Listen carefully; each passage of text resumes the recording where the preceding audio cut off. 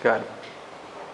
Hi, I'm Emily Zeitlin, and I'm going to be talking to you about inclusion in special ed. And the topic for my paper is barriers to the successful inclusion of students with disabilities in school communities. The reason I did my paper on this is because I feel that all children and people should be included in the classroom and in the school environment. Also, what got me interested in this topic was I work for a special recreation center called CSPAR. It's like an organization where students, or not so much students, but people with disabilities can come together and do different events and go to different things in the communities and just be able to feel like they're being a part and included. And also in high school, I was involved in a program called Best Buddies, where you have a buddy in there, you do things with them, and like you eat lunch with them, and they're brought into the, just like feel like they're included. So anyways, there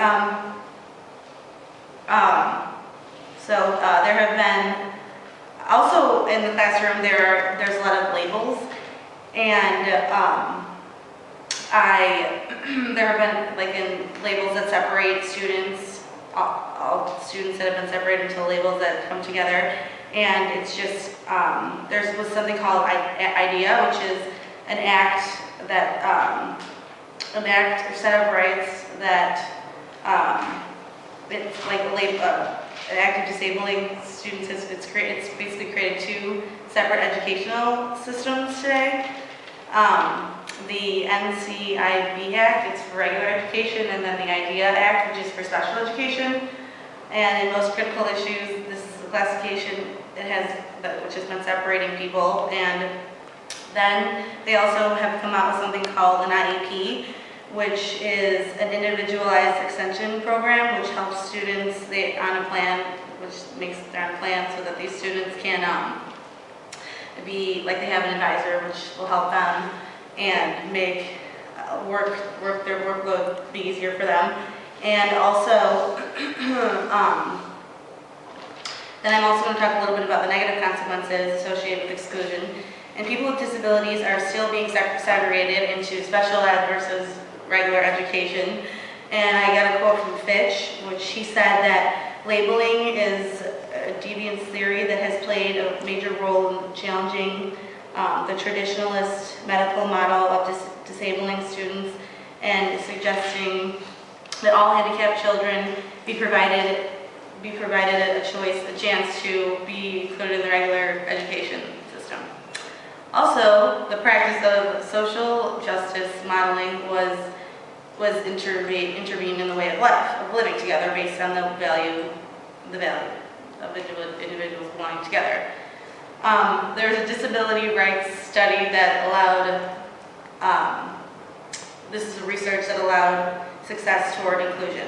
Also, there's something called the No Child Left Behind Act, which is many administrators and teachers and social officials perceive these groups of students as problematic since they have low test scores, and sometimes they're harder to teach for students, and they don't meet the standards, and parents feel that their kids should be included, and many teachers are beginning to see that students with autism, Down syndrome, and other disabilities are finding unequal opportunities to become members of the general classroom. Also, and then I'm just going to talk a little bit about the problems and resistance associated with inclusion. I reviewed a whole bunch of articles, and one of the articles that I reviewed was an article by Dr. Vande Sai called Access to Equality in Education for Children with Disabilities Through Inclusive Education. I read and wrote, talks about some of the barriers in the way of included students with disability. These barriers include additional physical curriculum training of teachers and organizational structures. I also read another book that was by, it was called Whatever Happened to Inclusion. It was by Phil Smith, and this book also talked about students with intellectual disabilities, and even though they have been given a right to a free, appropriate public education, they are very freely included in general classrooms. Students are segregated, and problems occur because the teachers are not trained to include the students with disabilities. So I found that really interesting too. And then I also read another book that was called Deconstructing Special Education and Constructing Inclusion, that was written by Gary Thomas. And that book talked about how special education has not lived up to its promises of providing children with disabilities, and appropriate special education has stigmatized and limited student potential rather than maximizing. And then the next steps, I'm going to finish up this section and talk more about building more inclusive environments. And then I also was able to conduct an interview with a parent of, her name was Kathy. She's also an author of one of the books that I read, and so I was trying to incorporate this interview, and also I'm going to do another one with a general ed, but this was a mom of a special ed student. So she uses the same, Kathy, her name is Kathy. She uses the same language as a social model of disability, how society influences our view of disability, but more importantly, to my delight, she was engaged in work in the public schools for several years. She provided consultation workshops in service across the country. She was, like I said, she was an author of 2 books. The first one was called Disability is Natural, Revolutionary Common Sense for Raising Successful Children with Disabilities, and 101 Reproducible Articles, Revolutionary Common Sense for a New Disability Diagram. So I asked her a few questions, and one of the questions that I asked her was, where did you learn all your ideas, and do you have a particular group of disability scholars that base your work? And she told me that she did, and the reason she started all this was because she has a son named Ben, and Ben was born with a disease called cerebral palsy. They had the same dreams for Ben that they did for their older daughter Emily, but they did not understand why everyone was telling us we should prior to having a child with disability. She knew nothing about disabilities, so her personality developed from being a member of a large family. So she raised the question, the doctors really know what they're talking about, and she was worried about Benjamin's future, and so she felt they were insulting him. It made her angry, and of course she was then viewed as a parent denial. She then said she had her biggest transformation came when Benjamin was 3. She met mothers with children in school, and they began to fill me in on public school system. They told me where kids with disabilities went to school and where they got off the bus. I thought it was strange that my son and my daughter would not be in school together. I began to make phone calls to get more information myself. So sure enough, she was told that her son would not be able to attend the same school her sister, or her son wasn't going to be able to attend the same school her sister attended. They had not even met, they had met her son with cerebral palsy. So they hadn't even met him, but they already knew, based on their conversation, that his diagnosis, he would have to attend another school. So he couldn't attend the same school as Emily, the older sister, which kind of got her mad and upset. So it was around that time that a friend of hers told her about a leadership development program called Partners in Policymaking. I guess this program began in Texas, and it happened to be the same state she was living in. Shortly after that time, I met several disabled adults and realized I needed to change my life.